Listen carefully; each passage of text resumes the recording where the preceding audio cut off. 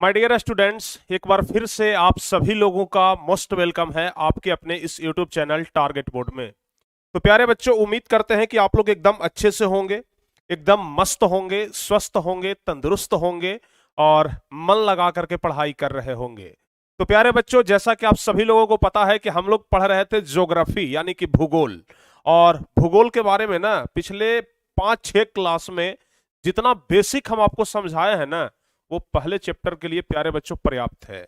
और अब हम आपको पढ़ा रहे थे नेचुरल रिसोर्सेस यानी प्राकृतिक संसाधन के बारे में, जो कि चैप्टर 1 का खंड क्या है, खंड का में प्यारे बच्चों प्राकृतिक संसाधन में मुख्य रूप से हमें मृदा के बारे में पढ़ना था, यानी कि मिट्टी के बारे में पढ़ना था। और मिट्टी के बारे में लगभग हम आपको बहुत कुछ बताए थे। चलिए एक बार जल्दी जल्दी से ना आप लोग कमेंट करके बताइएगा, सब कुछ हम आपको पूछेंगे। लेकिन प्यारे बच्चों, इसके पहले जो बच्चे अभी तक हमारे साथ जुड़ चुके हैं वो बच्चे कृपया जल्दी से जल्दी ना आप लोग क्लास को लाइक कर दें। फटाफट से प्यारे बच्चों, एक बार जल्दी से ना आप लोग क्लास को लाइक कर दीजिए और सारे बच्चे अपने दोस्तों के पास अपने अपने व्हाट्सएप ग्रुप में एक बार इस क्लास को शेयर करिए। ठीक है, जल्दी से सारे बच्चे ना क्लास को लाइक कर दीजिए और जल्दी से ना आप लोग क्लास को शेयर कर दीजिए। फटाफट से प्यारे बच्चों आप लोग लाइक करिए और जल्दी से शेयर करिए। ठीक है ना, कम से कम 1000 से बच्चे तो ज्यादा होने चाहिए, तभी ना पढ़ाई में मन लगेगा। और ज्यादा बच्चे होंगे तो पढ़ने में भी मजा आएगा। और खास बात यह है कि अब तो आईपीएल खत्म हो गया है आप लोगों का, तो अब आप लोगों को मजा आनी चाहिए ना। अब आप लोगों का आईपीएल जो खत्म हुआ, तो अब तो आपका ध्यान इधर उधर नहीं भटकना चाहिए।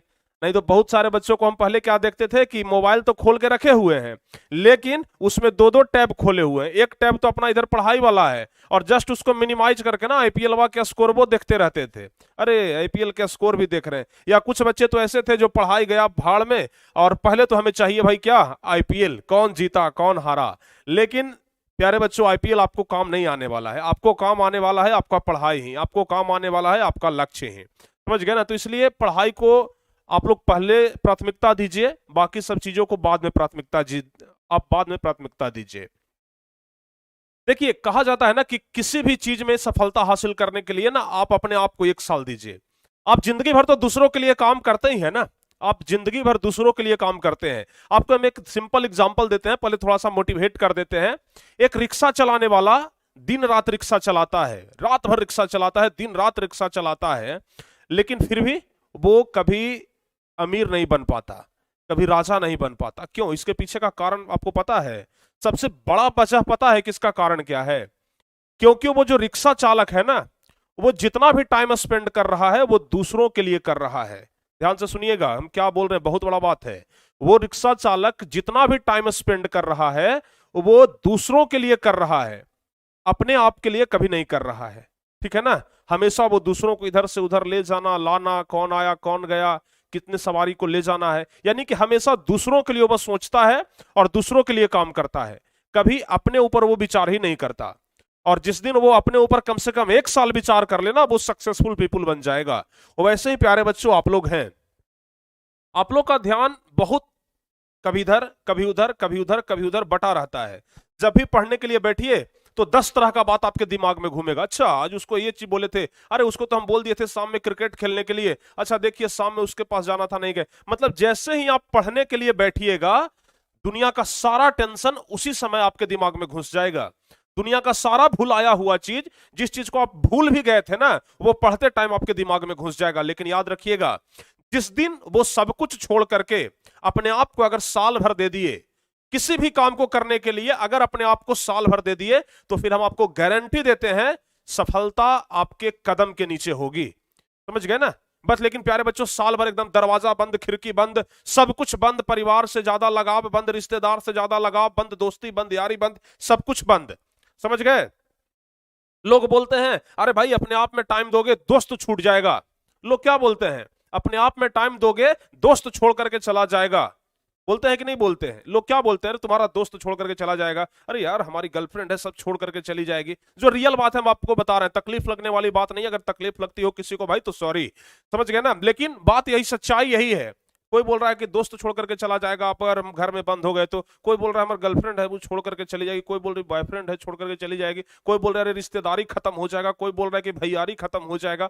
अरे भाई आपको हम एक बात गारंटी के साथ कहते हैं कि जो चीज खत्म हो गया वो कभी तुम्हारा था ही नहीं। जो चीज खत्म हो गया, कुछ दिन तुम घर में क्या बैठ गए, अगर तुम्हारा रिश्तेदारी खत्म हो गया, तुम्हारा दोस्ती खत्म हो गया, तुम उसी दिन सोच लो कि ये सब हमारा था ही नहीं। अगर वो तुम्हारा होता तो तुम्हें कभी छोड़ करके नहीं जाता। अगर वो कभी तुम्हारा होता या होती तो कभी तुम्हें छोड़ करके नहीं जाता, और तुम्हें छोड़ करके चल गया, इससे तुम ये साबित कर लो कि वो हमारा था ही नहीं। समझ गए ना? और किसी का इंतजार मत करो, किसी का इंतजार मत करो। एक गया तुरंत बोलो नेक्स्ट, अगला अगला, किसी के पीछे मत भागो। एक गया जाने दो उसको, दूसरा आएगा, दूसरा भी गया, तीसरा आएगा। चिंता मत करो रे भाई, समझ गए ना? और जो तुम्हारे पास टिक गया समझो वही तुम्हारा अपना है, जो नहीं टिका वो तुम्हारा था ही नहीं। समझ गए ना? तो ये बात ध्यान रखना, बहुत ही ज्यादा इंपॉर्टेंट, बहुत मस्त बात बता रहा हूं प्यारे बच्चों, ठीक है ना? तो ये बात अपने जहन में बैठा लो कि हमें अपने आप को 1 साल देना है। अपने आप को अगर कोई चीज देते हो ना, बहुत ज्यादा खुशी मिलता है। जैसे तुम किसी के बर्थडे में किसी को गिफ्ट देते हो, या फिर किसी के शादी ब्याह में किसी को गिफ्ट देते हो, किसी भी चीज में तुम किसी को गिफ्ट देते हो, लेकिन हम आपको एक बात कहते हैं, कभी अपने आप को गिफ्ट दे करके देखो। कभी प्यारे बच्चों अपने आप को गिफ्ट दे करके देखो ना। जैसे ये घड़ी है, हम घड़ी किसी और को गिफ्ट दे दिए, उसको खुशी होगा जिसको हम दिए, लेकिन ये घड़ी अगर हम अपने आप को गिफ्ट दे करके हम खुद पहने हैं तो हमें खुशी होगा प्यारे बच्चों, क्योंकि हम अपने लिए खरीदे हैं, हम अपने आप को गिफ्ट दिए हैं। तो कभी कुछ काम अपने आप के लिए भी करो, हमेशा दूसरों के लिए मत करो। समझ गए ना? और जिस दिन अपने आप के लिए साल भर समय दे दोगे ना, दुनिया का सारा सफलता तुम्हारे नीचे आ जाएगी। समझ गए? तो चिंता मत करो, अपने आप को समय दो, अपने आप को ना एकदम पैक कर लो। दुनियादारी से, रिश्तेदारी से, सबसे नाता तोड़ करके, हम ये नहीं कहते नाता तोड़ लो, लेकिन हाँ सबसे 1 साल के लिए नजरअंदाज हो जाओ। दुनिया को लगना चाहिए ये कहां गया, ये कहां गया, दुनिया को लगना चाहिए ये कहां गया। और जिस दिन टेलीविजन पर तुम्हारा नाम आएगा, जिस दिन अखबार में तुम्हारा नाम छपेगा, तब दुनिया वालों को पता लग जाएगा ये तो कहीं नहीं गया, ये तो यही था। सबको पता चल जाएगा ये तो कहीं नहीं गया, ये तो यही था। शेर के बीच में बैठा हुआ था, मान में बैठा हुआ था, शिकार का इंतजार कर रहा था, और जैसे ही शिकार आया उसको लपक लिया, तब लोगों को पता चलेगा, तब लोगों को पता चलेगा। समझ गए ना? तुम मत बताओ कि हम कहां हैं, किस कोने में बैठे हुए हैं। जब टीवी पर, जब अखबार में नाम आएगा ना, फलना कुमार टॉपर लिस्ट में नाम आ गया, तब लोगों को पता चल जाएगा कि अरे ये कहीं नहीं गया है, ये तो अभी यही है, हम लोगों के बीच ही है। तो ये बात प्यारे बच्चों आपको दिमाग में बिठा लेना चाहिए। चलिए भाई आगे हम बढ़ते हैं, अपने टॉपिक पे आते हैं। मोटिवेशन तो बहुत ज्यादा हो गया, चलिए जल्दी जल्दी से ना, आप लोग क्लास को लाइक और शेयर कर दिए प्यारे बच्चों? आप लोग क्लास को लाइक और शेयर कर दिए ना? आप लोग क्लास को लाइक और शेयर कर दिए? चलिए अब हम शुरू करते हैं, लेकिन इसके पहले हम आपको बता दें कि जो भी बच्चे अभी तक इस टॉपर बैच को ज्वाइन नहीं किए हैं ना, जल्दी से ज्वाइन कर लीजिए, और इस टॉपर बैच के साथ अपने आप को साल भर के लिए बांध लीजिए। देखिए अभी हम साल भर का बात कर रहे थे ना, इस टॉपर बैच के साथ अपने आप को साल भर के लिए बांध लीजिए। इसमें हम जो कुछ भी पढ़ाते हैं बस उतना आप पढ़ लीजिए। टेलीविजन पर आपका नाम हम दिलवा करके रहेंगे, अखबार में आपका नाम हम छपवा देंगे प्यारे बच्चों। और उस नाम को छपवाने के लिए ना हमें कहीं पैरवी नहीं करना पड़ेगा, हमें कहीं पैसा नहीं देना पड़ेगा। अखबार में छापने वाले खुद तुम्हारे दरवाजे पर चल करके आएंगे, कहेंगे कि वाह कहां से पढ़े हो, बोल देना कि प्रिंस सर का टॉपर बैच परचेज किए थे। समझ गए? बोल देना कि प्रिंस सर का टॉपर बैच परचेज किए थे। और प्यारे बच्चों इस टॉपर बैच में अगर आप जुड़ते हैं तो आपको एक्स्ट्रा बेनिफिट है, आपको टॉपर का हैंड नोट्स मिलेगा, आपको सीखने का मौका मिलेगा किस तरीके से टॉपर कॉपी में लिखते हैं, आपको स्टडी मटेरियल मिलेगा टारगेट बोर्ड का, जहां से पढ़ करके आप अपने आप का नोट्स भी बना सकते हैं। व्हाट्सएप ग्रुप में जोड़ा जाता है ताकि आप लोग को सब कुछ अप टू डेट मिले। इसके अलावा लाइव क्लास, वीडियो क्लास के अलावा डाउट क्लास लेते हैं ताकि आपका डाउट्स क्लियर हो जाए। और क्या चाहिए, और क्या चाहिए सफल होने के लिए, सक्सेसफुल होने के लिए, वो टेलीविजन पर नाम लगाने के लिए ना, और क्या चाहिए? कुछ नहीं, बस यही चाहिए। चलिए प्यारे बच्चों हम उम्मीद करते हैं कि आप लोग इस बैच को जरूर ज्वाइन करेंगे। साल भर के लिए मात्र 999 रुपए का फी है, जो कि बिल्कुल कम है प्यारे बच्चों। आमतौर पर अगर देखा जाए बाकी के मुकाबले, जहां पर भी आप ट्यूशन जाते हैं उसके मुकाबले, उसके कंपैरिजन में बहुत कम है। चलिए प्यारे बच्चों हम लोग पिछले क्लास में क्या पढ़े थे? मिट्टी के बारे में पढ़े थे, अगर आपको याद होगा तो। हम कुल 6 प्रकार के मिट्टी के बारे में हम आपको पिछले क्लास में बताए थे, आपको याद होगा। हम पिछले क्लास में 6 प्रकार के ना मिट्टी के बारे में बताए थे, आपको अच्छे तरीके से याद होगा। वो 6 प्रकार के मिट्टी के बारे में जो हम आपको बताए थे, उसमें प्यारे बच्चों हम आपको देखिए ये 6 प्रकार के मिट्टी के बारे में ना हम आपको पिछले क्लास में ही बता दिए थे कि जलोढ़ मिट्टी, काली मिट्टी, लाल और पीली मिट्टी, लेटेराइट मिट्टी, मरुस्थलीय मिट्टी और पर्वतीय मिट्टी, ये सब कुछ प्यारे बच्चों हम आपको पिछले क्लास में ही बता दिए थे, सब कुछ बता दिए थे। आज जो आपको बताना है ना वो बताना है मृदा अपर्दन। मृदा अपर्दन, मृदा अपर्दन कहते किसको है? मृदा अपर्दन कहते किसको है? एकदम ठेठी भाषा में आपको समझाते हैं। जैसे बाढ़ आता है गांव घर में, देखते हैं गांव में बाढ़ आता है तो देखते हैं क्या होता है, जैसे खूब कस के बाढ़ आया तो क्या करता है, जो रोड हो गया उस वाले मिट्टी को ना अपने साथ बहा करके लेके चला गया। अलंग है, रोड है, जो क्या उसको बोलते हैं, आरी, जो खेत का बीच का आरी होता है ना, जिसको क्या बोलते हैं हम, पगडंडी, हम उसको क्या बोलते हैं, हाँ पगडंडी ही बोलते हैं। तो उसको क्या करता है, अपने साथ बहा करके लेके चला जाता है। और नदी का जो किनारा वाला इलाका होता है, आप लोग इस प्रकार से देखे होंगे, देखिए नदी का जो किनारा वाला इलाका होता है ना, ये वाला प्यारे बच्चों फोटो आप लोग ना ध्यान से देख लीजिए। नदी का जो किनारा वाला इलाका होता है वो क्या करता है, इस प्रकार से ना मिट्टी को काट करके लेके चला जाता है। आप लोग देख रहे हैं ये पानी है, पानी कस करके आया होगा, ये वाला मिट्टी को ही यहां से उड़ा लिया, मिट्टी को ही क्या कर दिया, साफ कर दिया। देख रहे हैं बगल बगल बगल बगल में मिट्टी पूरा कटा हुआ है। ये जो मिट्टी कटा हुआ है ना, इसी को क्या कहा जाता है, जरा ध्यान से बताइए, इसी को मृदा अपर्दन कहा जाता है।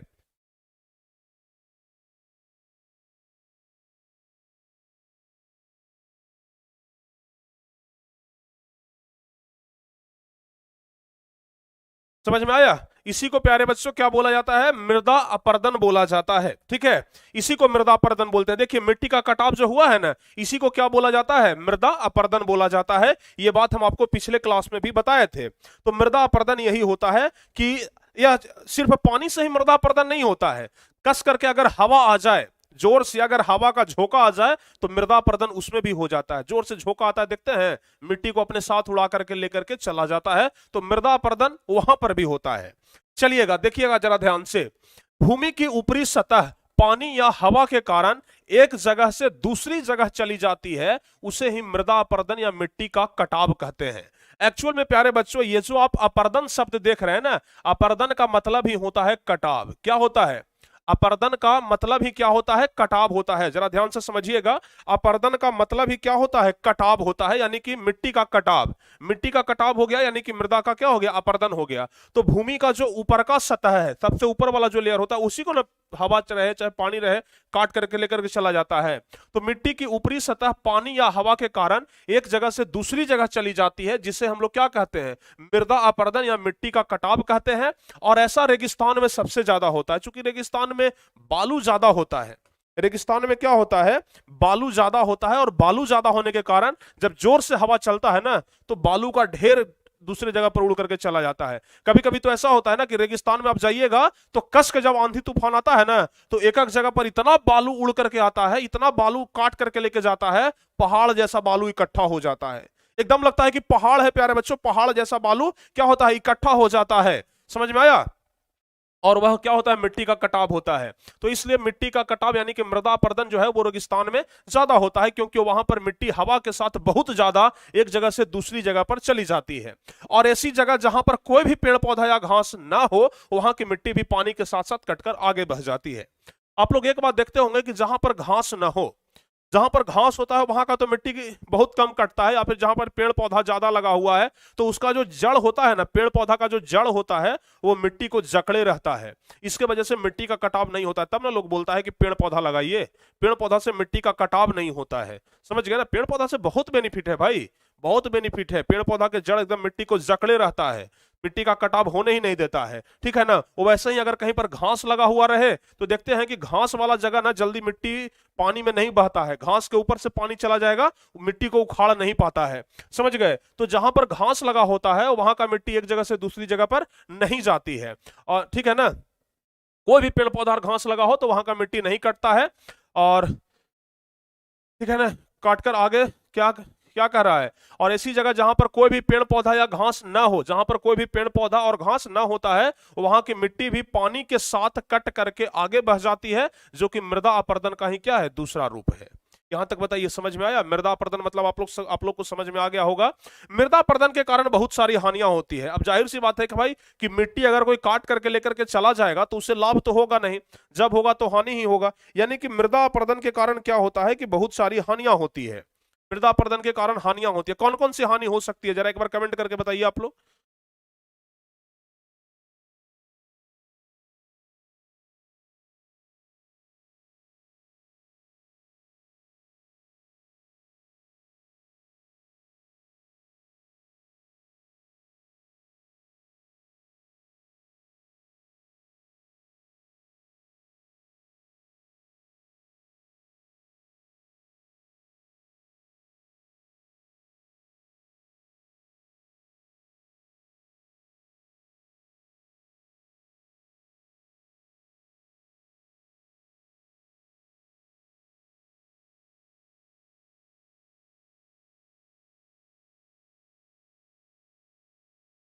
ठीक है, समझ में आया? कौन कौन सा हो सकता है, जल्दी से कमेंट करके बताइए।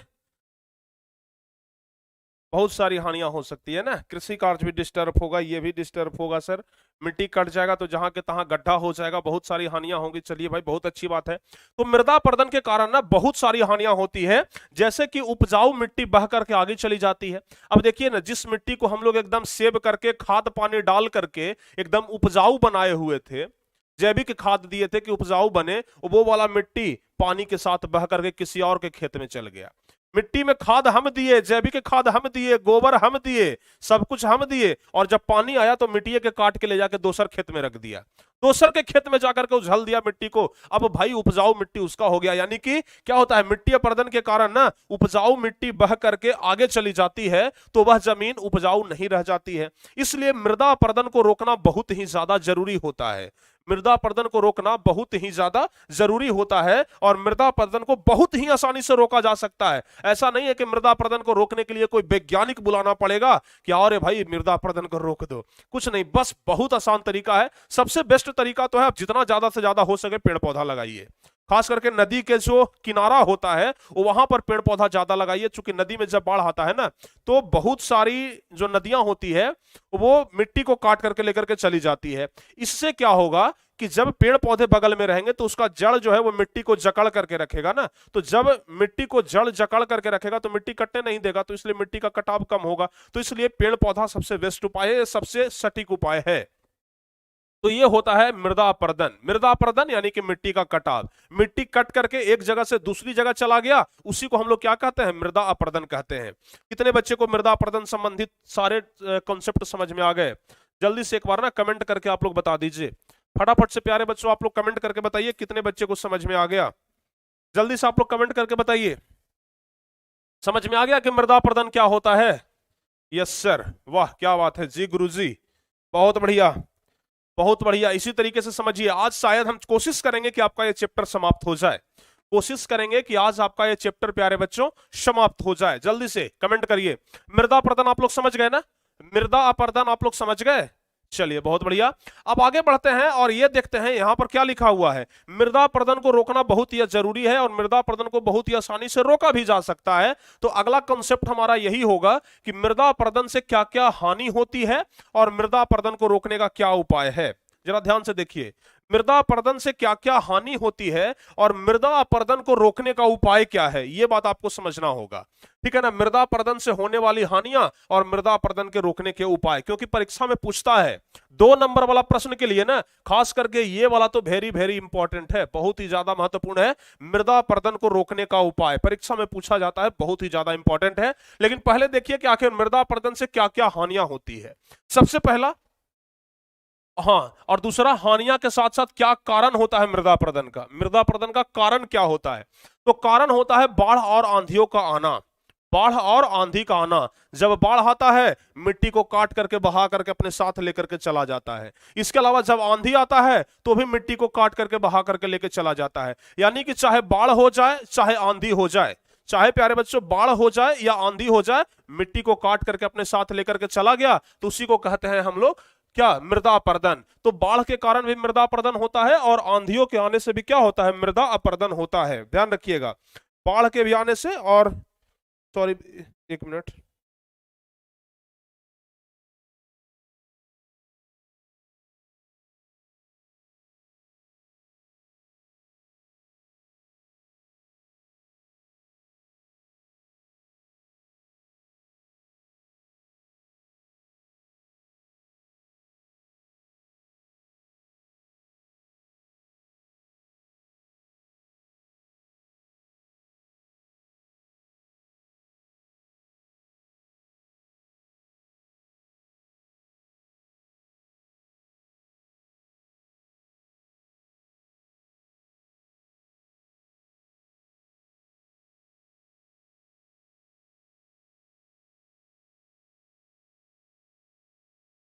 समझ में आया कि पहला क्या बताया, बाढ़ के कारण और आंधी के कारण प्यारे बच्चों क्या होता है, मृदा अपरदन होता है। बाढ़ के कारण और आंधी के कारण क्या होता है, मृदा अपरदन होता है, ध्यान से समझिएगा। दूसरा, अनियंत्रित पशुओं का चराना। कभी कभी आप लोग गांव में देखते होंगे ना कि लोग क्या करता है, भैंस को एकदम खोल दिया, गाय को खोल दिया, एकदम छूटा छोड़ दिया, एकदम छूटा छोड़ देता है, जाओ जहां तक जाना है, अपना बपौती जमीन है, चर लो, जा करके पेट भर करके चर लो। गांव में अक्सर ऐसे ही होता है, समझ गए। रोज लोग क्या करते हैं ना, भैंस को चराने के लिए ले गए, गाय को चराने के लिए ले गए और खंधा में ले जाकर के उसको छोड़ दिए। ठीक है, खंधा में ले गए, खंधा में ले जाकर छोड़ दिए। 5 लोग है ना, पांचों अपना अपना भैंस खोल करके ले गया खंधा में और उधरे छोड़ दिया। भैंस चर रहा है, दूसरा का फसल भी बर्बाद कर रहा है और लोग एक साथ बैठ करके ताश खेल रहे हैं। ठीक है ना, जब फसल का जो मालिक है वो चिल्लाएगा, अरे केकर भैंस है, हमार फसल चर रहा है, हमार गेहूं पूरा चर गया, तब हाँ गलती हो गया, हम ध्यान नहीं दिए इधर हो। माने इस प्रकार से ना लोग अनियंत्रित पशुओं को चराते हैं। दूसरी बात, पहला तो ये हो गया, दूसरी बात, वनों में यानी कि जंगल में क्या करते हैं कि जानवरों को छोड़ दिए। जंगल में क्या करते हैं, जानवरों को छोड़ दिए। अब भैंस जो है, गाय जो है, वो जंगल में चल गया चरने के लिए। अब जंगल में गया तो वहां पर बहुत सारे छोटे छोटे पौधे लगे हुए हैं जो कि कभी ना कभी बड़ा हो जाएगा, बड़ा हो जाएगा तो एक वृक्ष का रूप धारण करेगा। लेकिन हम लोग क्या करते हैं, जैसे ही जानवर को, जो पशु चारण होता है ना, मतलब जानवर को चराने के लिए ले जाते हैं, छोड़ दिए, वो पूरा क्या कर दिया, सफा चट कर दिया, खाया जो अलग, उसके अलावा जो खूर होता है ना, जो जानवर का पैर होता है, उससे सबको क्या कर देता है, बर्बाद कर देता है। तो दूसरा, अति पशुचारण के कारण भी क्या होता है, मृदा अपरदन होता है। अति पशुचारण के कारण भी क्या होता है, मृदा अपरदन होता है। और तीसरा होता है वनों में आग का लगना।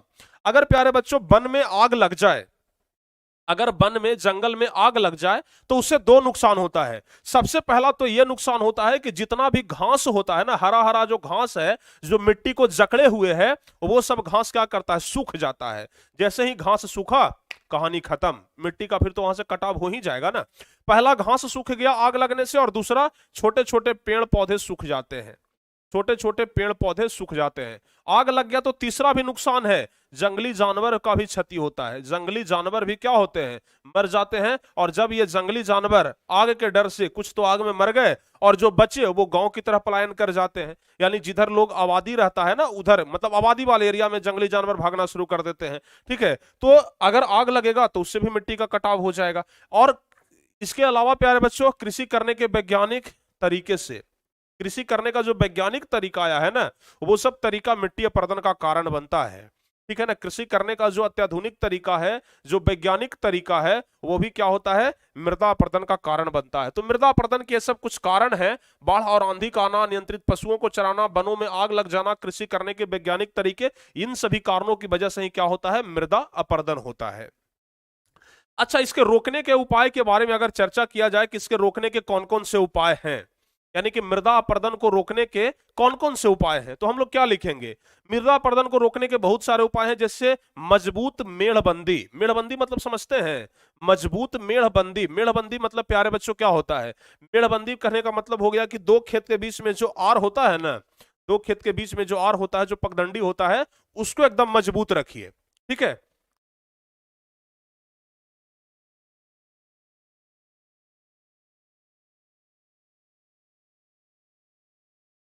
मृदा अपरदन को रोकने का एक कारण क्या होता है, मजबूत मेढ़बंदी। समझ गए ना, मृदा अपरदन को रोका जा सकता है मजबूत मेढ़बंदी से। यानी कि कहने का मतलब हुआ कि अगर मजबूत हमारा मेढ़बंदी रहेगा, मिट्टी का अगर पानी का तेज धार भी आएगा ना, तो क्या हो जाएगा, वो वहां पर रुक जाएगा। मिट्टी का, सॉरी, पानी का अगर तेज धार भी आएगा तो वहां पर क्या होगा, वो रुकेगा। इसके अलावा भूमि को समतल करना, यानी कि भूमि अगर ऊंचा नीचा रहेगा तो वहां से भी मिट्टी का कटाव होगा। तो भूमि को ऊंचा नीचा मत रखिए, उसको बराबर रखिए।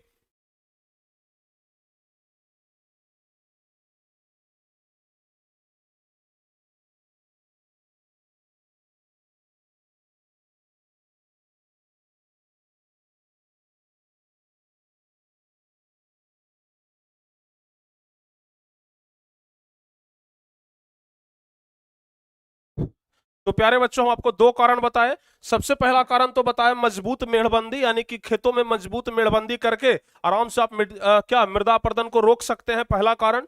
दूसरा, भूमि को समतल करके, यानी कि देखिए अगर जमीन ऐसे ऐसे रहेगा तो पानी का जब तेज धार आएगा ना तो मिट्टी को बहा करके लेकर के चला जाएगा। लेकिन अगर जमीन समतल रहेगा, ऐसे अगर जमीन रहेगा एकदम समतल रहेगा तो क्या होगा, जमीन अगर एकदम समतल रहेगा तो क्या होगा पता है, जमीन अगर एकदम समतल रहेगा तो क्या होगा पता है, पानी आएगा और अपना सरक करके निकल जाएगा, मिट्टी का कटाव कम होगा। तो समतल जमीन अगर है तो मिट्टी का कटाव कम होगा। जीवांश खाद मिलाना, जिसको हम लोग जैविक खाद बोलते हैं ना, वो जैविक खाद मिलाइए तो ज्यादा बेहतर होता है, जैविक खाद ज्यादा बेहतर होता है, समझ गए ना। तो जैविक खाद का प्रयोग करना चाहिए, पेड़ पौधे लगाना चाहिए, वनस्पति उगाने चाहिए, यानी कि घास फूस उगाने चाहिए, समझ गए ना। पेड़ पौधे लगाइए ताकि उसका जड़ एकदम मिट्टी को जकड़ करके रखे, मृदा अपरदन कम होगा। वन संरक्षण और बाढ़ का नियंत्रण, समझ गए ना, वन का संरक्षण करिए, यानी कि वन को बचाइए, और बाढ़ का नियंत्रण करिए। भाई बाढ़ जिस तरीके से भी हो रोकिए, बाढ़ आता है तो मिट्टी का कटाव ज्यादा होता है। आप लोग हमेशा जब बाढ़ आता है ना तो हमेशा आप लोग न्यूज में सुनते होंगे, रोडे को उड़ा करके लेकर चला गया, रोडे को बहा करके लेकर के चला गया, समझ गए। कभी कभी तो देखते होंगे गाड़ी जा रहा है, एकाएक रोडे को बहा लिया, रोड के साथ साथ गाड़ी भी बह गया। इस प्रकार का घटना आप लोगों को हमेशा सुनने के लिए मिलता होगा। वो सब किसके कारण होता है, बाढ़ के कारण। तो हमेशा प्यारे बच्चों बाढ़ का नियंत्रण करना चाहिए, किस तरीके से बाढ़ को रोका जाना चाहिए, वन संरक्षण करना चाहिए, तो ये सब कारण होता है, ठीक है ना। तो ये सब आप लोग देख लीजिएगा, ठीक है। तो अगर आपसे परीक्षा में पूछा जाता है कि मृदा अपरदन के क्या कारण है और मृदा अपरदन को रोकने के उपाय, तो आप लोग ध्यान रखिएगा। ओके, बताइए यहां तक सब कुछ कंप्लीट है, सारे बच्चे समझ गए ना, यहां तक सब कुछ कंप्लीट है, सारे बच्चे समझ गए। चलिए बहुत बढ़िया। अब हम बढ़ते हैं आगे प्यारे बच्चों, यहां तक अगर आप लोग देख लिए हैं तो अब हम बढ़ते हैं आगे, और आगे आपको हम बताते हैं मृदा संरक्षण पर एक निबंध। देखिए परीक्षा में ये वाला क्वेश्चन पहले भी पूछा गया है और आपके लिए बहुत ही ज्यादा मोस्ट इंपॉर्टेंट है, बीबीआई क्वेश्चन है, और जब पूछेगा तब 5 नंबर वाला में पूछेगा कि मृदा संरक्षण पर एक निबंध लिखे, यानी कि मृदा को, मिट्टी को किस तरीके से हम लोग संरक्षित कर सकते हैं, किस तरीके से हम लोग बचा सकते हैं, उस पर एक निबंध लिखना है। छोटा सा एक निबंध लिखना है, आराम से आप लोग लिख सकते हैं। तो मृदा संरक्षण पर एक निबंध लिखना है। मिट्टी को अपने स्थान से विभिन्न क्रियाओं द्वारा स्थानांतरित होने से बचाने के लिए जो भी उपाय या कदम उठाए जाते हैं वो भू संरक्षण कहलाता है। हम क्या कह रहे हैं, मिट्टी को अपने स्थान से, यानी कि मिट्टी पहले से जहां पर भी था अपने स्थान से विभिन्न क्रियाओं द्वारा स्थानांतरित होने से बचाने के लिए जो भी उपाय या कदम उठाया जाए उसे भू संरक्षण कहते हैं। यानी कि मिट्टी का कटाव न हो, ध्यान से एकदम सिंपल भाषा में समझिए, मिट्टी का कटाव न हो, इस चीज के लिए हम लोग जो भी उपाय लगाते हैं या जो भी हम लोग कदम उठाते हैं उसी को हम लोग क्या कहते हैं, मृदा संरक्षण कहते हैं, ठीक है ना। उसी को हम लोग क्या कहते हैं, मृदा संरक्षण कहते हैं।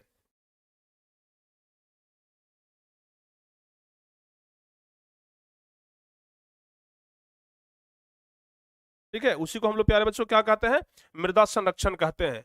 देखिए ना, मिट्टी का कटाव अगर हम बात किया जाए, देखिए इस तरीके से कुछ मिट्टी का कटाव बहुत ज्यादा होता है। जब तेज धारा आता है ना तो देखिए किस तरीके से मिट्टी का कटाव होता है। आप लोग इस पिक्चर में देख रहे हैं, तेज पानी आया है और इस मिट्टी को ही क्या किया है, बहा करके लेकर के चला गया है।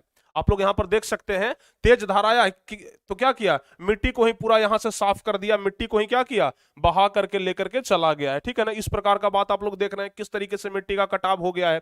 या फिर आप देख लीजिए यहां पर सड़क को ही देख लीजिए, एकदम कैसे पक्की सड़क था, एकदम एनएच, नेशनल हाईवे था जी, और इसको क्या किया, मिट्टी आया, सॉरी पानी आया और इसको क्या किया, बहा करके लेकर के चला गया। तो ये सब होता है बाढ़ के कारण मिट्टी का कटाव। ये सब क्या है, बाढ़ के कारण मिट्टी का कटाव ही है ना, इसी को कहते हैं मिट्टी का कटाव। और इसको रोकने का क्या उपाय है, बाढ़ को अगर रोक लें, अगर अगर बताइए, अगर यहां पर पेड़ पौधा लगा रहता था कभी यहां पर मिट्टी कटने देता, अगर यहां पर पेड़ पौधा लगा रहता, जैसे देखिए ना भाई, आप लोग ने इस चित्र में देख लीजिए, जहां जहां पेड़ लगा हुआ है ना वहां का मिट्टी नहीं कटा है। देखिए जरा ध्यान से, यहां पर सब जगह मिट्टी का कटाव हो गया है, लेकिन जहां जहां पेड़ लगा हुआ है ना वहां पर क्या हुआ है, मिट्टी का कटाव नहीं हुआ है। इस चित्र में भी आप लोग देख सकते हैं, पूरा ये नदी जो है ना इधर से मिट्टी काट के लेकर के चला गया, लेकिन देखिए यहां पर और यहां पर पेड़ लगा हुआ था, जिसके वजह से वहां का मिट्टी क्या हुआ, नहीं कटा, मिट्टी क्या हुआ, बच गया। तो हमेशा पेड़ पौधे ना मिट्टी का कटाव बचाते हैं, समझ गए ना, मिट्टी कटने से बचाते हैं। तो इसलिए कहा जाता है कि पेड़ पौधा ज्यादा से ज्यादा लगाइए। तो इसके संरक्षण के क्या उपाय करेंगे, मिट्टी को अपने स्थान से विभिन्न स्थानों द्वारा स्थानांतरित होने से बचाने के लिए जो भी उपाय या कदम उठाया जाए उसे ही हम लोग क्या कहते हैं, भू संरक्षण कहते हैं। भू मतलब क्या होता है? पृथ्वी। पृथ्वी यानी कि मिट्टी, और संरक्षण मतलब बचाव करना, यानी कि पृथ्वी को बचाना, मिट्टी को बचाना ही क्या कहलाता है? भू संरक्षण कहलाता है। उसके लिए हमें जो भी उपाय करना पड़े, जो भी कदम उठाना पड़े, वो सब भू संरक्षण के अंतर्गत आएगा। बहुत तेजी के साथ अगर वर्षा आता है, जिसको हम लोग कहते हैं तीव्र वर्षा, तो बहुत तेजी के साथ वर्षा आता है। अगर बहुत तेजी के साथ हवा बहता है, हिमानी और समुद्री लहर आता है, वनों की कटाई अगर हम लोग ज्यादा करते हैं, अत्यधिक पशुचारण करते हैं, खनन करते हैं, अगर रसायन का अत्यधिक प्रयोग करते हैं, रसायन कहने का मतलब जो रासायनिक खाद वगैरह होता है उसका अगर हम लोग अधिक प्रयोग करते हैं, तो उससे मिट्टी का क्षरण होता है, यानी कि मिट्टी उससे ना नाश होता है, उससे मिट्टी का क्षरण होता है। अतः हम मानवों का यह परम कर्तव्य बनता है कि ऊपर वर्णित सारे गतिविधि और घटनाओं पर यथासंभव रोक लगाया जाए। ध्यान से समझिएगा, ध्यान से समझिएगा। अतः हम मानवों का यह परम कर्तव्य बनता है कि ऊपर वर्णित जितने सारे भी गतिविधि और घटना है उस पर यथासंभव रोक लगाया जाए, यानी कि ये जो सब काम है ना, बहुत तेज वर्षा, तेज हवा, हिमानी समुद्री लहर, वन की कटाई, अति पशुचारण, खनन, रसायन का अत्यधिक प्रयोग, इन सबों पर अगर प्यारे बच्चों रोक लगा दिया जाए, साथ ही साथ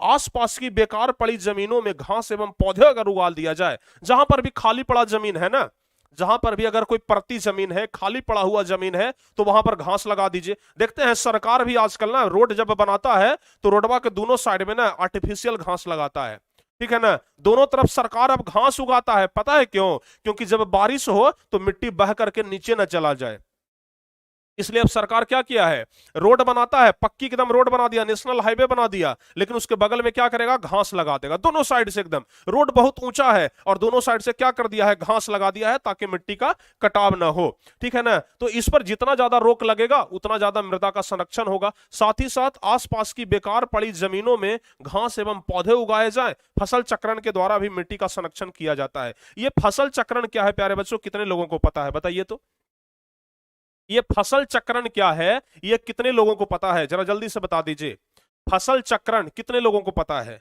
फसल चक्रण समझते हैं? दो दलहन फसल के बीच में या फिर दो धान की फसल के बीच में एक दलहन फसल लगा देना, उसी को फसल चक्रण कहते हैं। इस तरीके से आप लोग फसल चक्रण को समझ सकते हैं।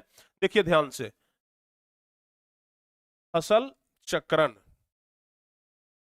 फसल चक्रण आप ऐसे समझ लीजिए, ये प्यारे बच्चों धान का खेती लगा, ठीक है ना, ये धान का खेती 3-4 महीना में तैयार हुआ, तब तक जैसे ही धान का खेती 3-4 महीना में जब तैयार होगा, जैसे ही धान का खेती 3-4 महीना में तैयार हुआ, हम क्या करते हैं, गेहूं लगा देते हैं। क्या करते हैं, गेहूं लगा देते हैं।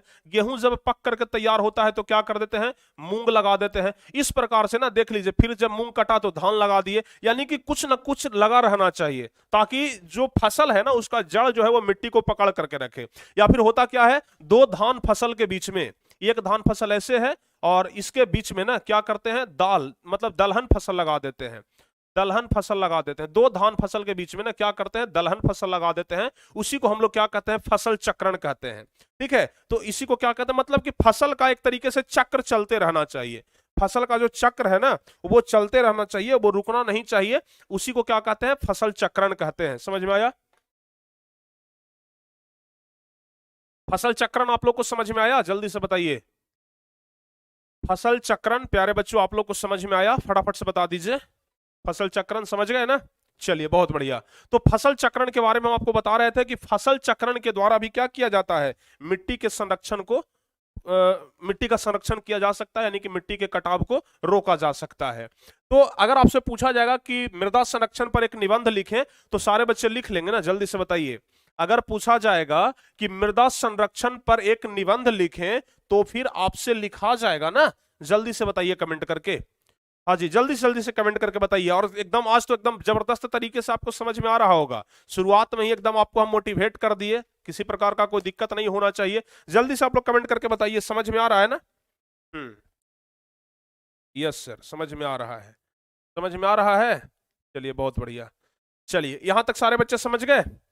हाँ, अब थोड़ा प्यारे बच्चों ना हम आपको खेती बाड़ी के बारे में सिखा देते हैं। वो हम लोग की तरफ जो खेती बाड़ी होता है ना उसके बारे में नहीं, जहां पर खेती बाड़ी से मिट्टी का कटाव रोका जा सकता है, वैसी खेती बाड़ी के बारे में आपको हम समझाते हैं, जिसे हम लोग समुच्च कृषि कहते हैं। आप लोग कभी ना कभी नाम सुने होंगे समुच्च कृषि का प्यारे बच्चों। यह जो चित्र आप लोग देख रहे हैं ना, पहाड़ों पर आप लोग हमेशा ऐसा चित्र देखते होंगे। देखिए हम फोटो को थोड़ा सा बड़ा करके दिखाते हैं। पहाड़ों पर ना आप हमेशा ऐसा चित्र देखते होंगे, पहाड़ पर क्या होता है, पहाड़ जो होता है ना वो ढालू नुमा होता है, पहाड़ क्या होता है, वो ढलान वाला होता है, ढालू नुमा होता है।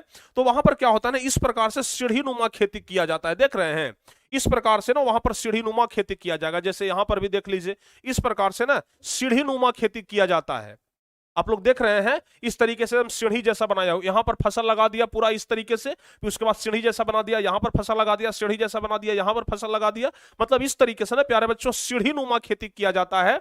इसे ही हम लोग कहते हैं समुच्च कृषि। इससे क्या होता है पता है, कितनों तेज पानी पड़ जाए ये मिट्टी का ना कटाव नहीं हो पाता है, क्योंकि जो फसल है वो सब जकड़ा हुआ है ना, मिट्टी को क्या किए हुए है, जकड़े हुए है। तो पहाड़ी एरिया में हमेशा आप लोग देखेंगे इस प्रकार का ना फसल लगाया जाता है, पहाड़ी एरिया में आप लोग हमेशा देखेंगे इस प्रकार का क्या होता है, फसल लगाया जाता है। ठीक है, चलिए अब आगे हम आपको बताते हैं कि समुच्च कृषि कहते किसको हैं। समुच्च कृषि के बारे में अगर हम लोग बात करें तो ध्यान रखिएगा कि मिट्टी की सतत गुणवत्ता बनी रहे। सतत गुणवत्ता मतलब समझते हैं, अगर मिट्टी उपजाऊ है तो उसका उपजाऊपन बना रहे, वो मतलब अनुपजाऊ ना हो जाए। तो मिट्टी की सतत गुणवत्ता बनी रहे, इसके लिए वर्षा जल का संचयन करते हैं। मिट्टी की सतत गुणवत्ता बनी रहे इसके लिए हम वर्षा जल का संचयन करते हैं, भूपृष्ठीय जल का संरक्षण करते हैं, भूपृष्ठीय जल का संरक्षण करते हैं, भूमिगत जल की पुनः पूर्ति के साथ साथ पहाड़ी क्षेत्रों में सीढ़ी नुमा खेती की जाती है।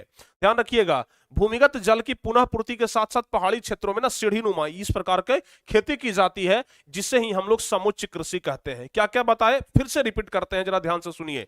हम ना जब तक आप लोग नहीं समझते हैं ना तब तक रिपीट करेंगे, ठीक है। और ऐसे तो हम आप लोग का कमेंट देख रहे हैं कि अच्छे तरीके से आप लोगों को समझ में आ रहा होगा।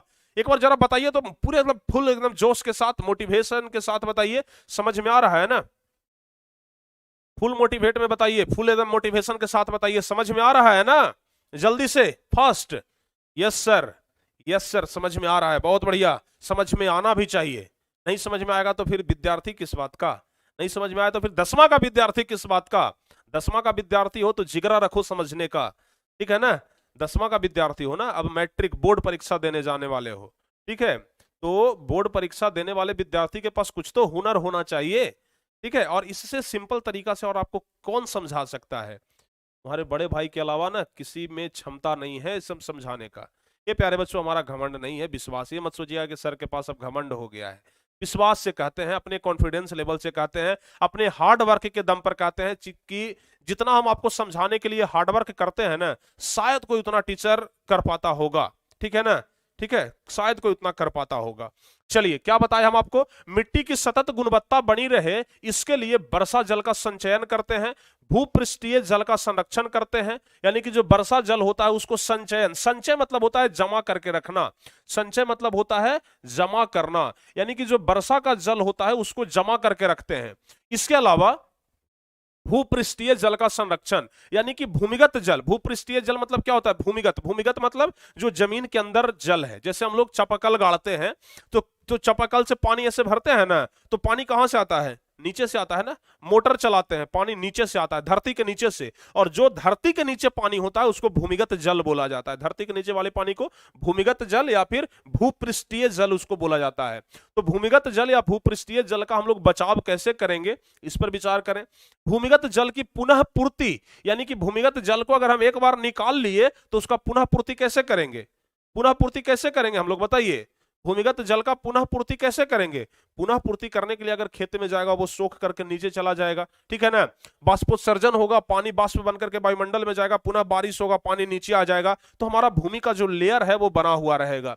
तो मिट्टी की सतत गुणवत्ता बनी रहे इसके लिए वर्षा जल का संचयन करते हैं, भूपृष्ठीय जल का संरक्षण करते हैं, भूमिगत जल की पुनः पूर्ति के साथ साथ पहाड़ी क्षेत्रों में सीढ़ी नुमा खेती करते हैं। इस प्रकार की खेती करते हैं और ऐसी खेती को ही समुच्च कृषि कहा जाता है। यह विधि द्वारा मिट्टी की उर्वरा शक्ति एवं संरक्षण साथ साथ हो जाती है।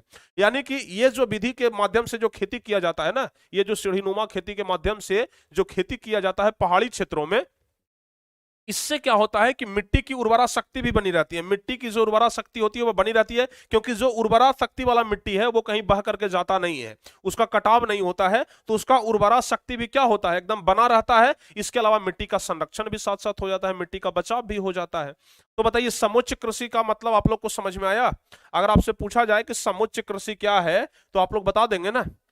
जल्दी से बताइए, समुच्च कृषि मतलब प्यारे बच्चों आप लोगों को आवाज आएगा? समुच्च कृषि क्या होता है, समझ में आ गया? हाँ, ठीक है, समुच्च कृषि समझ में आ गया ना? चलिए अब आगे बढ़ते हैं। आगे कह रहा है कि पवन अपर्दन वाले क्षेत्रों में कौन सी कृषि पद्धति अपनाई जाती है, यानी कि जिधर ज्यादा हवा चलता है। ज्यादा हवा किधर चलता है? रेगिस्तान तरफ, जैसे राजस्थान में जाइएगा ना तो वहां हवा के कारण मिट्टी का कटाव ज्यादा होता है। हवा के कारण क्या होता है, उधर मिट्टी का कटाव बहुत ज्यादा होता है।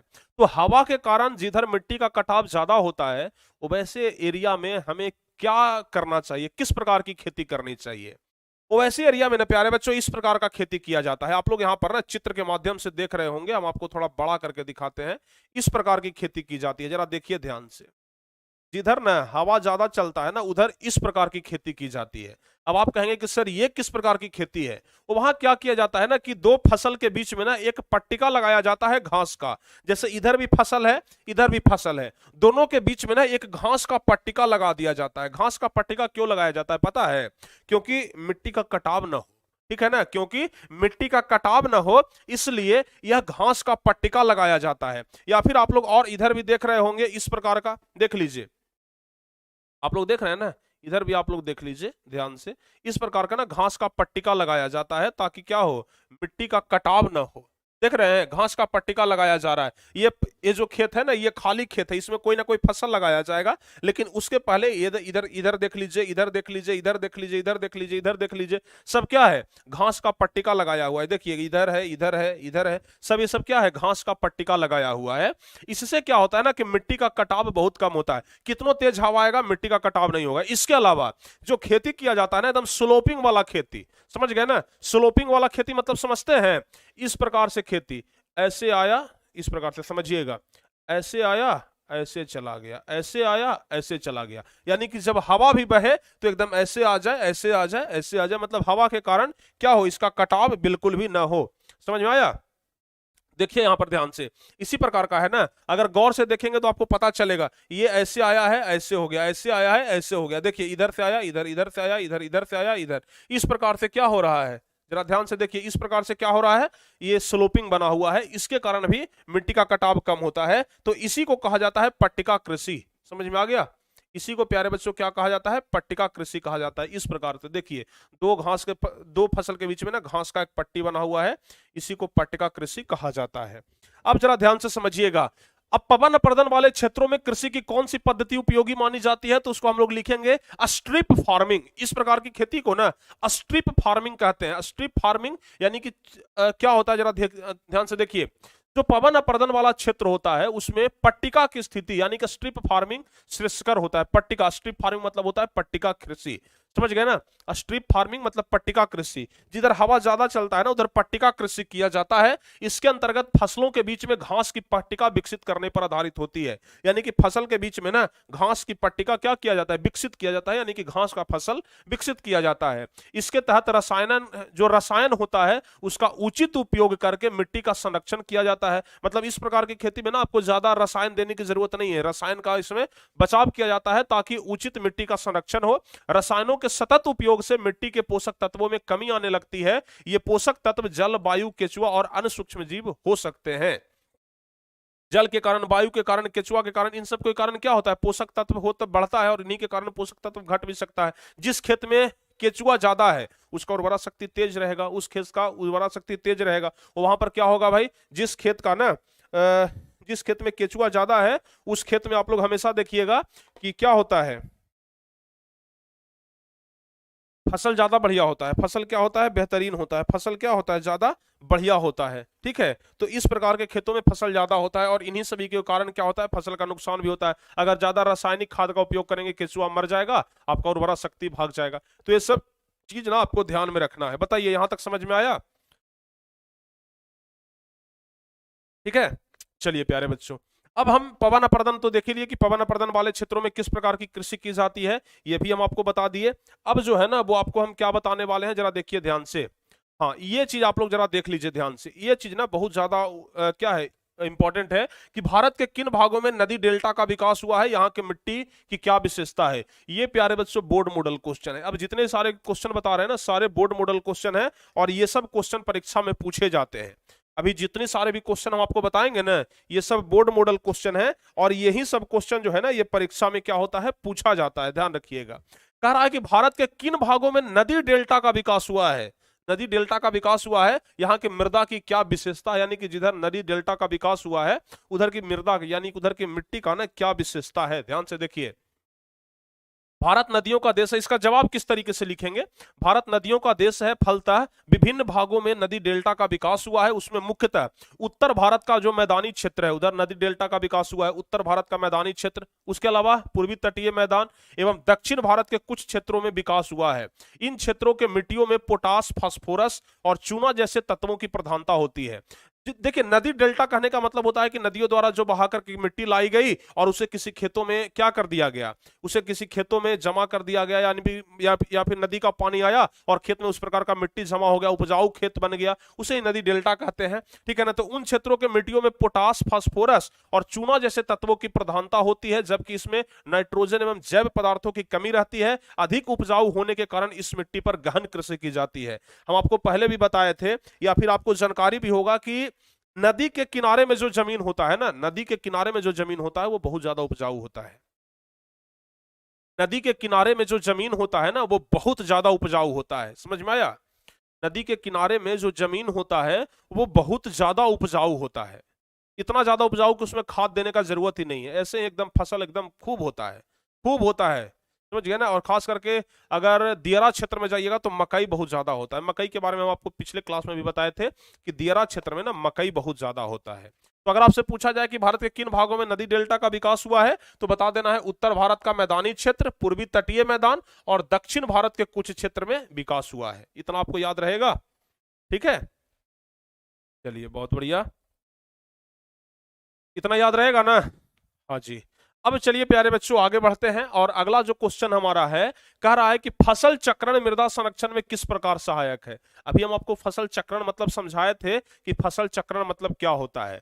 प्रश्न कह रहा है कि फसल चक्रण मृदा संरक्षण में किस प्रकार सहायक होता है, बताइए। फसल चक्रण मृदा संरक्षण में किस प्रकार सहायक होता है, जवाब आपका क्या होगा, जल्दी जल्दी से बता दीजिए। जवाब आपका क्या होगा, फटाफट से बताइए प्यारे बच्चों, ठीक है ना। जवाब आपका क्या होगा, जल्दी जल्दी से बता दीजिए।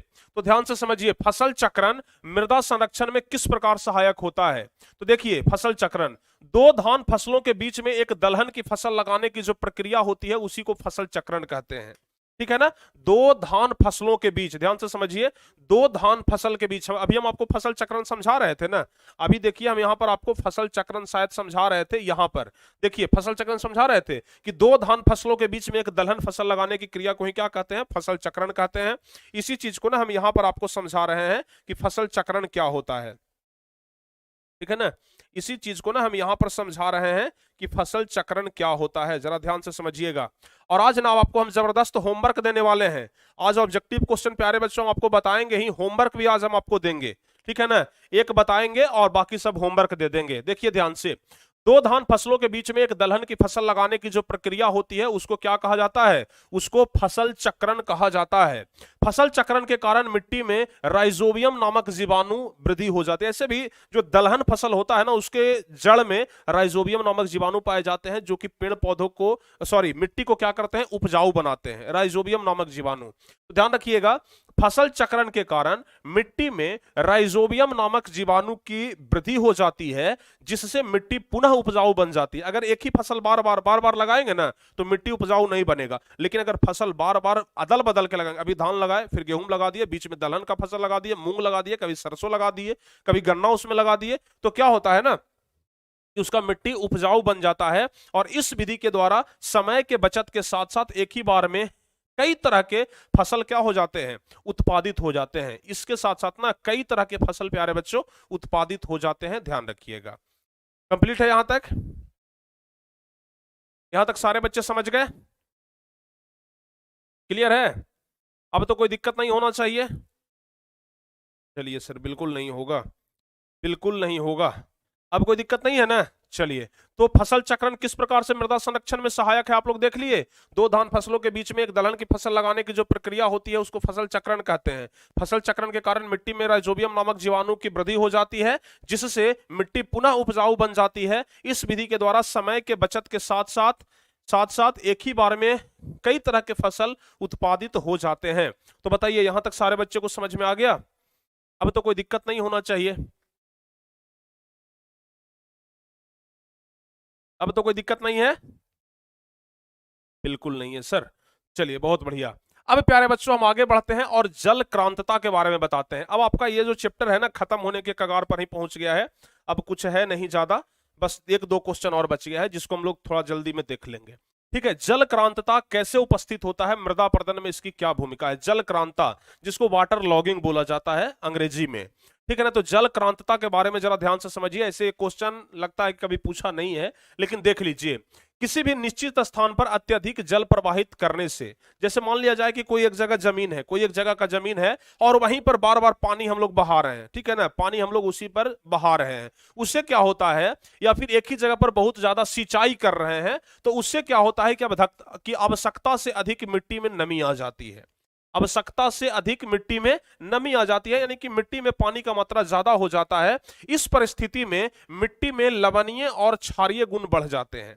ऐसी स्थिति में क्या होता है, मिट्टी में जो लवणीय गुण है, यानी कि जो लवणीय गुण है, समझ गए ना, वो क्या होता है, बढ़ जाता है, और उसी को जलाक्रांतता कहते हैं। यानी कि प्यारे बच्चों, जल क्रांतता, नाम से ही पता चल रहा है जल क्रांतता। अगर जल का मात्रा मिट्टी में ज्यादा बढ़ गया, अगर मिट्टी में जल का मात्रा ज्यादा बढ़ गया तो जल क्रांतता। ठीक है ना? मिट्टी में अगर जल का मात्रा ज्यादा बढ़ गया तो उसे जल क्रांतता कहते हैं। एकदम सिंपल है। मिट्टी में जल का मात्रा अगर ज्यादा बढ़ गया तो उसे जल क्रांतता कहते हैं। क्लियर है? कंप्लीट हो जाएगा ना? मिट्टी में अगर जल का मात्रा ज्यादा बढ़ गया तो उसे हम लोग क्या कहते हैं, जल क्रांतता कहते हैं। क्लियर है? चलिए, बहुत बढ़िया। मिट्टी अपर्दन में इसकी निम्नलिखित भूमिका होती है। सबसे पहला, जल क्रांतता से मिट्टी की उर्वरक शक्ति समाप्त हो जाती है। बार बार अगर एक ही जगह पर पानी खूब बहाइएगा मिट्टी के ऊपर, तो उसका उर्वरा शक्ति रहेगा, सब बहा करके लेके चला जाएगा, तो उससे मिट्टी की उर्वरा शक्ति समाप्त हो जाती है। दूसरा, खनिज आधारित उद्योगों में चूना, पत्थर, खड़िया आदि के पीसने से भूमि पर जो परत बनती है उससे मिट्टी अपर्दन होता है, ध्यान रखिएगा। और तीसरा, उद्योगों से निकलने वाले जो अपशिष्ट पदार्थ होते हैं, जो कारखानों से निकलने वाले जो अपशिष्ट पदार्थ होते हैं, वो भी भूमि और जल दोनों को प्रदूषित करते हैं, अपर्दन का कार्य करते हैं। देखते हैं, जितने भी फैक्ट्री है ना, सब नदी के किनारे बसा हुआ है, और जितना भी उसका कचरा होगा सब नदी में बहा देगा, तब ना जाकर के नदी आज प्रदूषित हो रहा है। गंगा जैसी नदी को तो लोग छोड़ा नहीं, गंगा जैसी नदी को लोग अपवित्र करके रख दिया, बाकी को लोग क्या छोड़ेगा। ठीक है, गंगा नदी को भी लोगों ने नहीं बख्शा, गंगा नदी को भी लोगों ने नहीं बख्शा, उसको भी क्या कर दिया, अपवित्र करके छोड़ दिया। ठीक है, तो बाकी को क्या बख्शेगा भाई, बाकी को प्यारे बच्चों क्या बख्शेगा, आप लोग अंदाजा लगा सकते हैं। ठीक है ना? बाकी को क्या बख्शेगा आप लोग अंदाजा लगा सकते हैं वहीं से। ठीक है,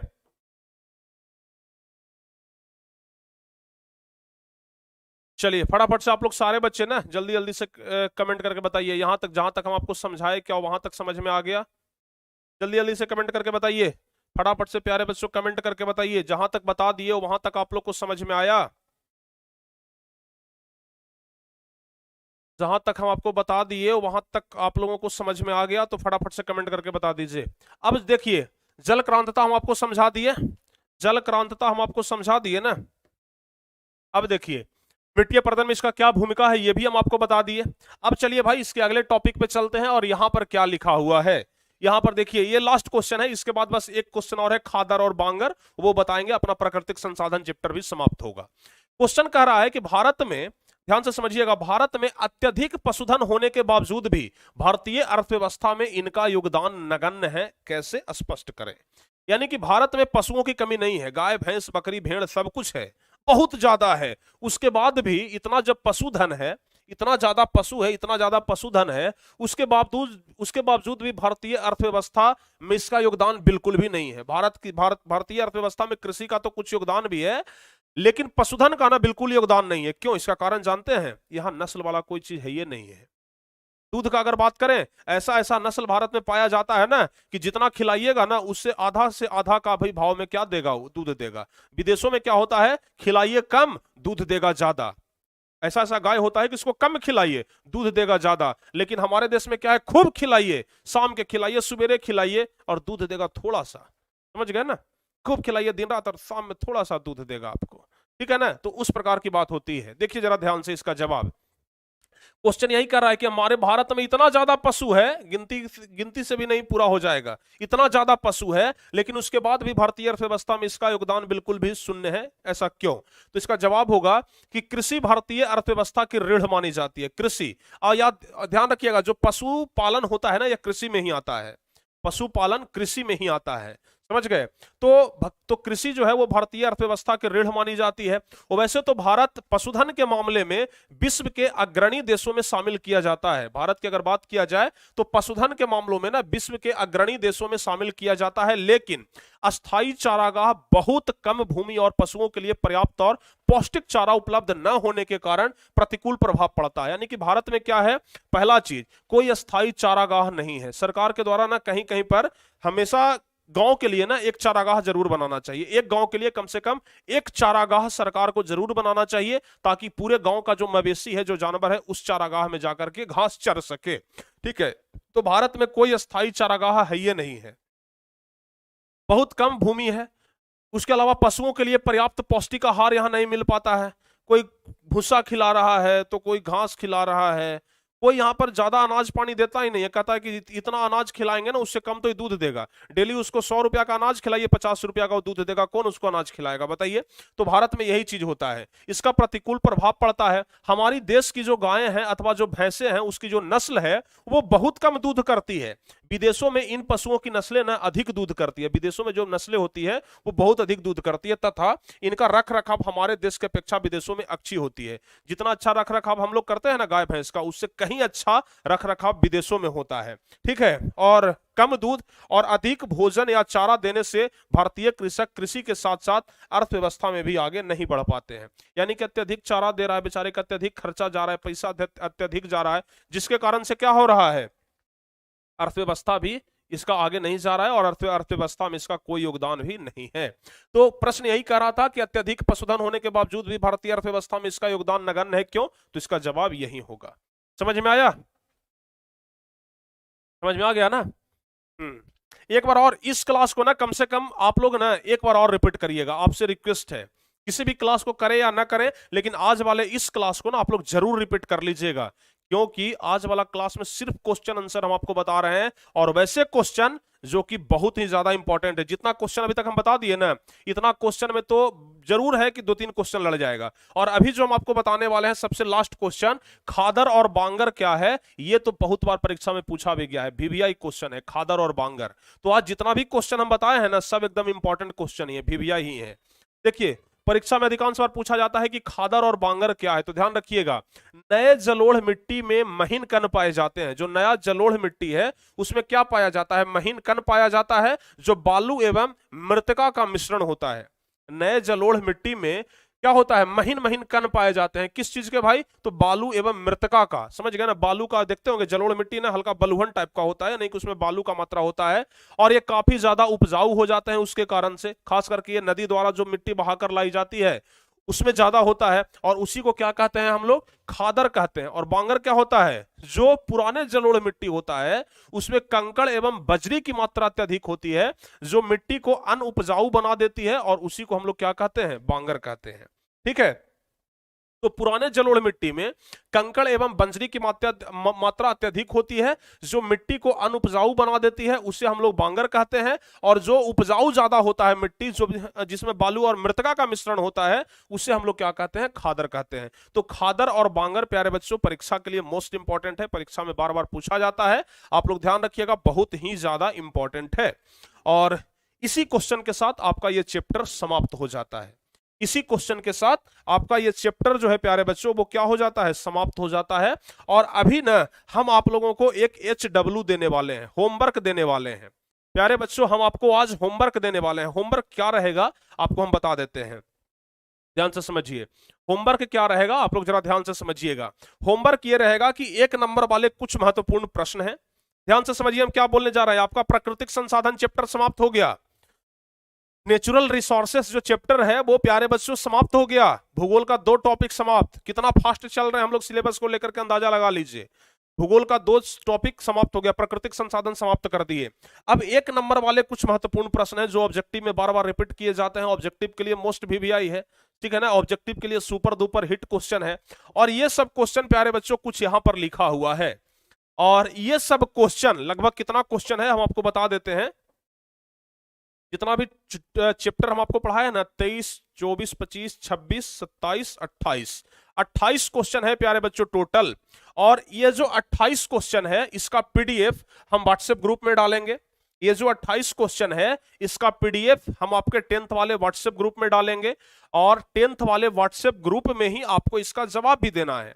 अब कहिएगा कि सर 10th वाला ग्रुप में तो हम मैसेज कर ही नहीं पाते हैं, हम जवाब कैसे देंगे? उसका उपाय हम आपको बता देते हैं। उसका उपाय प्यारे बच्चों हम आपको बता देते हैं। जो जागेगा जो पाएगा, जो सोएगा सो खोएगा। देखिए जरा ध्यान से प्यारे बच्चों, इसको क्या करना है कि पहला नंबर का आंसर, दूसरा नंबर का आंसर, तीसरा नंबर का आंसर ऐसे करके लिख लेना है। समझ गए ना? जैसे पहला का आंसर हो गया ये, दूसरा का आंसर हो गया ये, तीसरा का आंसर हो गया ये, चौथा का आंसर हो गया ये। इस प्रकार से न करके आपको क्या करना है, टोटल क्वेश्चन का आंसर कॉपी में बना लेना है। अभी के बाद से आपके पास लगभग, अभी जब ये क्लास खत्म हो रहा है इसके बाद से लगभग आपके पास कितना देर का समय है? आपको हम कितना देर का समय दे दें?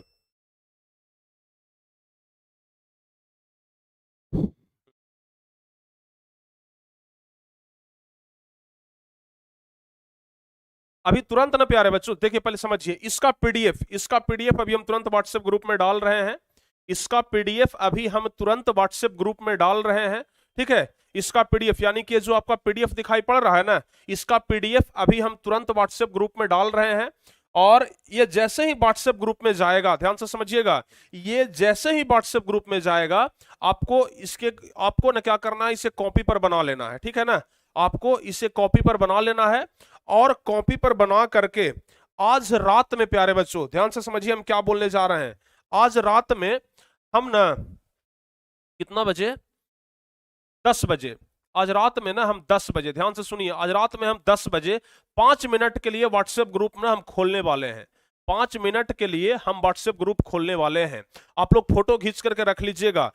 पूरे 10 बजे प्यारे बच्चों हम व्हाट्सएप ग्रुप ओपन करेंगे और सारे बच्चे मैसेज उसमें कर सकते हैं। यानी कि अभी से 2 घंटे बाद, 2 घंटे का समय है, 2 घंटे में 18 क्वेश्चन है। बना लीजिए अपना आराम से बनाइए, सोच समझ के, कोई दिक्कत नहीं है, लेकिन ईमानदारी के साथ बनाइएगा। और जैसे ही 10 बजता है, पूरे 10 बजे हम प्यारे बच्चों 5 मिनट के लिए या फिर 5 मिनट से 2-4 मिनट ज्यादा के लिए भी हम व्हाट्सएप ग्रुप को ओपन करेंगे। सभी के लिए चैटिंग करना अलाउ करेंगे, सभी के लिए मैसेज करना अलाउ कर देंगे। और आप लोग ना उसमें अपना अपना फोटो भेज दीजिएगा, ठीक है। उसमें अपना अपना फोटो भेज दीजिएगा, नाम ऊपर में लिख दीजिएगा, ठीक है ना। अपना अपना नाम ऊपर में, जैसे कॉपी में ऐसा लिखना शुरू करिएगा ना, जैसे मान लिया जाए ये हमारा कॉपी है, ठीक है, तो ऊपर में अपना नाम लिख दीजिएगा। ऊपर में इस तरीके से अपना नाम लिख दीजिएगा, नाम फलना कुमार। डिस्ट्रिक्ट का नाम भी लिख दीजिएगा, डिस्ट्रिक्ट हमारा सर ये है, डिस्ट्रिक्ट का नाम लिख दीजिएगा। कि नेम ये हो गया, फादर नेम लिखना चाहे तो लिख सकते हैं, डिस्ट्रिक्ट का नाम लिख दीजिएगा। और प्यारे बच्चों आप लोगों को क्या करना है, आप लोगों को क्या करना है, व्हाट्सएप ग्रुप में ही भेज देना है, जिस व्हाट्सएप ग्रुप में आप जुड़े हुए हैं। तो अभी से 2 घंटे के बाद यानी कि 10 बजे, पूरे 10 बजे आप लोग रेडी रहिएगा। जो बच्चे 10 बजे रेडी नहीं रहेंगे वो फिर दोबारा नहीं भेज पाएंगे, उनको फिर अपना जो चैनल वाला व्हाट्सएप ग्रुप है ना उस पर भेजना पड़ जाएगा, ठीक है ना। तो जो बच्चे, या फिर आप हमें पर्सनल भी भेज सकते हैं, बहुत सारे बच्चों के पास है पर्सनल। तो ध्यान रखिएगा 10 बजे हम व्हाट्सएप ग्रुप ओपन करेंगे और 10 बजे ही आपको भेज देना है। 10 बजे 10 मिनट के लिए हम व्हाट्सएप ग्रुप ओपन करेंगे, 10 बजे 10 मिनट के लिए हम व्हाट्सएप ग्रुप ओपन करेंगे और वहां पर सारे बच्चे ना भेज देना अपना, ठीक है। 2-3 ग्रुप है, 2-तीनों ग्रुप में हम शेयर करेंगे और सारे ग्रुप को हम ओपन करेंगे और सारे ग्रुप में हम आपको क्या करेंगे, आपसे हम इसका आंसर लेंगे। तो आप लोग तैयार है ना? सारे बच्चे एक बार जल्दी से बता दीजिए। ये ढेर सारे क्वेश्चन है, 3 क्वेश्चन हो गया, चौथा, 5वां, 6ठा, 7वां, 8वां, 9वां, 10वां, 11वां। इसका पीडीएफ अभी हम तुरंत व्हाट्सएप ग्रुप में डाल रहे हैं।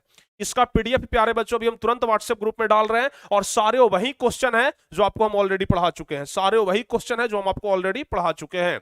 और ये क्वेश्चन का जवाब आपको अभी कमेंट में, सॉरी पीडीएफ में बना करके हम आपको दे रहे हैं और इसका आंसर आपको हमें देना है। इसका आंसर आप हमें व्हाट्सएप पर भेजिएगा 10 बजे 10 मिनट के लिए। तो चलिए प्यारे बच्चों, अपना प्राकृतिक संसाधन वाला चैप्टर भी क्या हो गया, समाप्त हो गया। अब क्लास के बाद आपको 10 मिनट के अंदर इसका पीडीएफ मिल जाएगा। चलिए फटाफट से ना आप लोग पहले कमेंट करके ये बता दीजिए, आप लोग ना प्यारे बच्चों कमेंट करके हमें बता दीजिए, ठीक है। आप लोग क्या करिए, कमेंट करके आप लोग ना हमें कमेंट करके बताइए, कमेंट करके ना आप लोग हमें बता दीजिए आपको ये क्लास कैसा लगा। कमेंट करके सारे बच्चे इस वीडियो के नीचे ना कमेंट करेंगे, सारे बच्चे कमेंट करके बताएंगे कि आपको ये क्लास कैसा लगा। अगर प्यारे बच्चों क्लास अच्छा लगा हो तो इसे ज्यादा से ज्यादा लाइक करिए, ज्यादा से ज्यादा इसको ना शेयर कर दीजिए, और जो बच्चे इस चैनल पर नए हैं चैनल को जरूर सब्सक्राइब कर लीजिएगा, चैनल को जरूर सब्सक्राइब कर लीजिएगा ताकि आगे आने वाले हर एक क्लास का नोटिफिकेशन आपको मिल सके। तो चलिए प्यारे बच्चों, आज के इस क्लास को यहीं पे समाप्त करते हैं, और होमवर्क सारे बच्चे बना करके भेजेंगे, हम देखेंगे कितने बच्चे बना करके भेजते हैं, ठीक है ना। हम सारे बच्चों का होमवर्क जरूर चेक करेंगे, तो नाम भी लेंगे, अगर आप नाम लिख करके भेजेंगे तो नाम भी लेंगे, और जो भी आपको लिखना है ना, हमें प्यार दिखाना है, जो दिखाना है ना, आप लोग कॉपी पर लिख करके एक पेज में भेज दीजिएगा। मिलते हैं प्यारे बच्चों अगली क्लास में, तब तक के लिए जय हिंद, धन्यवाद। पीडीएफ का इंतजार करिए, तुरंत पीडीएफ दे रहे हैं, आप लोग होमवर्क रेडी रखिएगा, 10 बजे।